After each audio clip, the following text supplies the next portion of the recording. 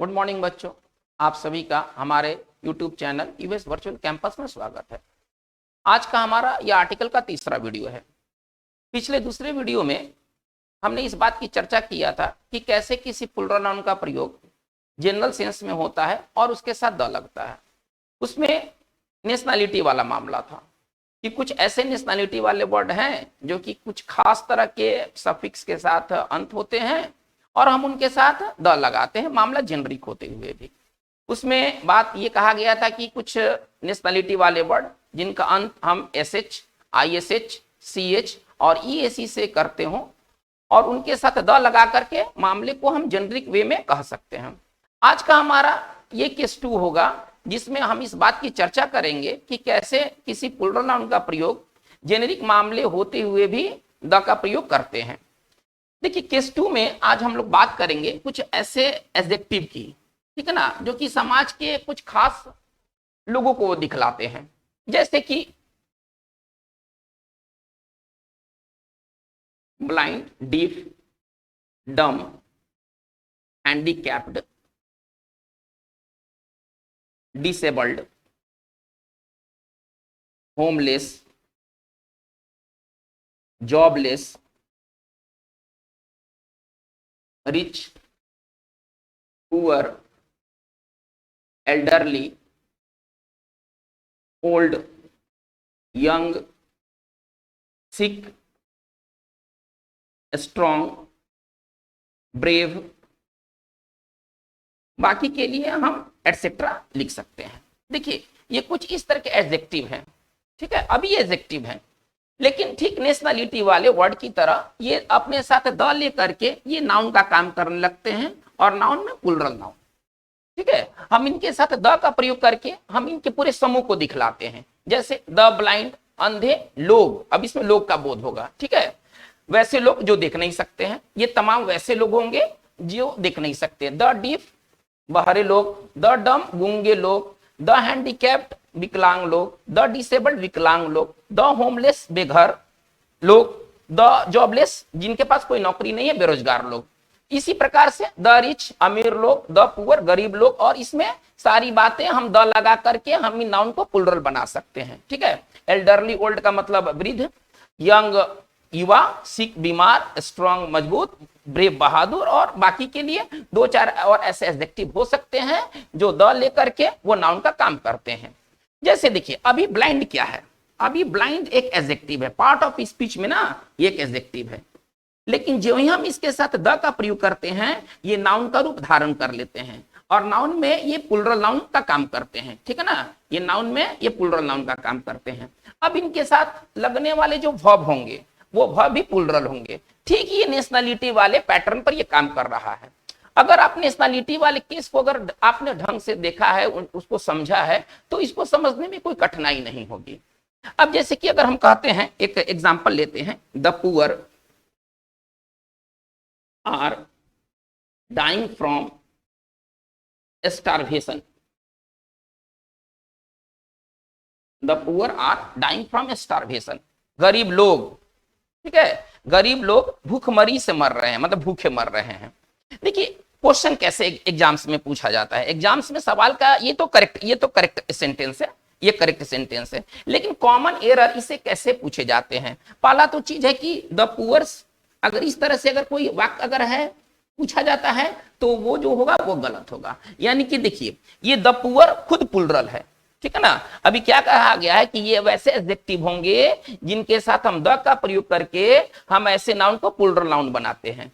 इसका अर्थ ये हुआ कि अब हमें इसे प्लूरल बनाने के लिए एस या ईएस जो हम आमतौर पर लगाते हैं उसे लगाने की कोई आवश्यकता नहीं होगी, ठीक है। तो द पुअर्स लिखना गलत होगा, या केवल पुअर्स लिखना भी गलत होगा, क्योंकि ये एडजेक्टिव है ना। ये एस लग करके नाउन कैसे बनेंगे? ये तो एडजेक्टिव है, हम एस लगा करके नाउन नहीं बना सकते हैं। इनको नाउन बनाने के लिए इनके साथ द को जोड़ना होगा, ठीक है। तो केवल इस तरह से भी लिखना भी गलत होगा। तो ज्यादातर सवाल इस तरह के होते हैं कि इसमें एस लगा करके दिया जाता है या द हटा करके दिया जाता है। एक तरह का सवाल और बन सकता है, हम इसको इस तरह से भी कॉमन एरर देख सकते हैं, द पुअर पीपल, ठीक है ना। The poor people are dying from starvation. थोड़ा इस सेंटेंस को देखा जाए। देखिए, द पुअर का स्वयं में लोग का बोध हो रहा है, ठीक है। अब अलग से पीपल लगाने की जरूरत नहीं है। इस चीज को आप दो तरह से सुधार सकते हैं, या तो आप द पुअर रखते हैं तो आपको पीपल हटा देना होगा, और अगर आप चाहते हैं कि हम पीपल रखें तो आप द हटा दीजिए, मतलब पुअर पीपल। लेकिन दोनों में क्या बेहतर है, हमें पीपल हटाना चाहिए या द हटाना चाहिए? तो बेहतर यह होगा कि आप पीपल हटा दे और द को रहने दे। ग्रामर के साथ कोई छेड़खानी नहीं, ग्रामर के साथ कोई छेड़छाड़ नहीं। आप पीपल को हटा दें और यह बात अपने आप में सफिशियंट होगा द पुअर का मतलब द पुअर पीपल कहने में, ठीक है। कुछ हम और एग्जाम्पल को लेके चलते हैं।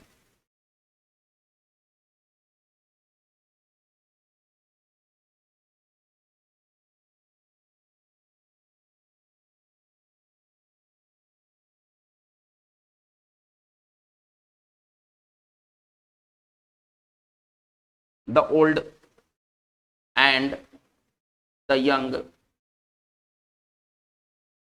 don't या doesn't understand each other। अब इस सेंटेंस पर हम विचार करते हैं। The old and the young don't और डजंट अंडरस्टैंड ईच अदर, ठीक है। मतलब जो बूढ़े लोग हैं और जो युवा लोग हैं, ठीक है, एक दूसरे को नहीं समझते हैं। इस वाक्य का हिंदी ये निकल कर आ रहा है। देखिए क्या कहा गया है, ये जो एडजेक्टिव है द लेने के बाद ये नाउन का काम करते हैं, नाउन में ये प्लुरल नाउन हो जाते हैं। तो द ओल्ड से क्या बोध हो रहा है, बूढ़े लोग, वृद्ध लोग। द यंग से क्या बोध हो रहा है, युवा लोग। कहने का तात्पर्य है कि इसमें प्लुरल होने का भाव है, तो इस वजह से इसके साथ वर्ब कैसा आना चाहिए। नेशनलिटी वाले केस में यही बताया गया था कि plural noun takes plural verb. तो यहां पर क्या होना चाहिए, डोंट और डजंट में जो डजंट है वो सिंगुलर को रिप्रेजेंट कर रहा है। इसका मतलब है कि यहां पर डजंट रॉन्ग होगा, ठीक है। हमारा सही वाक्य इस तरह से बनेगा, the old and the young don't understand each other. देखिए इसमें एक ग्रामर की बहुत इंपॉर्टेंट पॉइंट उभर कर आती है, थोड़ा उसको विशेष तौर पर देखा जाए।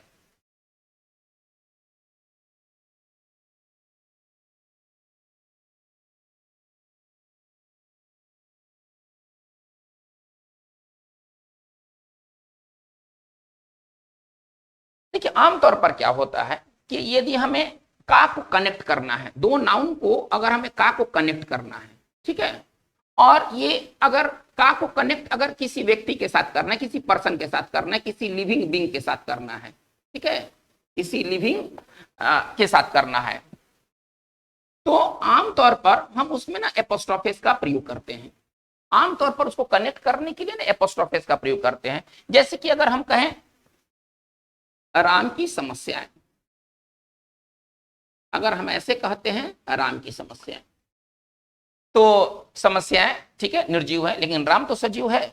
यानी कि जब हम किसी पर्सन या लिविंग बीइंग के साथ जब हम का संबंध जोड़ते हैं तो उसको आमतौर पर एपोस्ट्रोफ से दिखाया जाता है। ये रूल है, जनरल रूल है। तो राम की समस्याएं अगर हमें दिखलाना है तो हम कैसे लिखेंगे, राम्स प्रॉब्लम्स। हम इस प्रकार से इसको नोट करेंगे, राम्स प्रॉब्लम्स। या अगर हम कहते हैं कि राम के दोस्त, और दोस्त को हम प्लुरल फॉर्म में या सिंगुलर फॉर्म में किसी रूप में रख सकते हैं। चलिए ठीक है, राम सजीव है, दोस्त भी सजीव है। चलिए अब इसमें का या के जोड़ने के लिए हम एपोस्ट्रोफिस का प्रयोग करेंगे। तो राम के दोस्त हम कैसे लिखेंगे, राम्स फ्रेंड्स या फ्रेंड, जो भी हम लिखना चाहते हैं हम लिख सकते हैं, ठीक है। लेकिन ये जो पैटर्न है, ये जो अभी एडजेक्टिव आपको दिया गया है उस पर काम नहीं करते हैं। अगर हम लिखते हैं जैसे राम की समस्याएं के लिए था राम्स प्रॉब्लम्स, तो अगर हम लिखते हैं इस प्रकार से गरीबों की समस्याएं, ठीक है, हमें लिखना है गरीबों की समस्याएं। क्या हम इसको इस तरह से लिख सकते हैं, द पुअर्स, द पुअर ये तो हो गया गरीब लोग, ठीक है। अब यहां पर ये तो सजीव है कम से कम, ठीक है, समस्याएं निर्जीव हैं, लेकिन ये तो सजीव को ना दिखला रहा है। तो क्या हम लिख सकते हैं द पुअर्स प्रॉब्लम्स, क्या इस प्रकार से लिखा जा सकता है। तो ये वाली जो एपोस्ट्रोफ वाले जो नियम है, ये जो एडजेक्टिव दिए गए हैं इन पर काम नहीं करता है, ठीक है। द पुअर्स प्रॉब्लम्स हमारा ये रॉन्ग, गलत लाइन होगा, ठीक है। अगर इसको अगर हमें लिखना है तो फिर हम इस प्रकार से इसको लिख सकते हैं, प्रॉब्लम्स ऑफ द पुअर, हम इस प्रकार से लिखेंगे। और इसके साथ हम अगर कुछ खास प्रॉब्लम्स है तो हम द लगा सकते हैं, ठीक है, यानी कि इसका मतलब है कि इस तरह के एडजेक्टिव के साथ एपोस्ट्रोफिस का प्रयोग जो होगा वो रॉन्ग होगा। तो ये कुछ खास इंपॉर्टेंट रूल्स हैं जो कि एग्जाम्स में पूछे जाते हैं। तो आज की वीडियो में बच्चों बात इतना ही रहा। नेक्स्ट वीडियो में जब हम बात करेंगे तो हम उसमें इस बात की चर्चा करेंगे कि कुछ खास ऐसे नाउन होंगे जिनके साथ हम द का प्रयोग करेंगे, उनमें कुछ खास रूल्स की चर्चा की जाएगी। आज की बात बस इतना ही।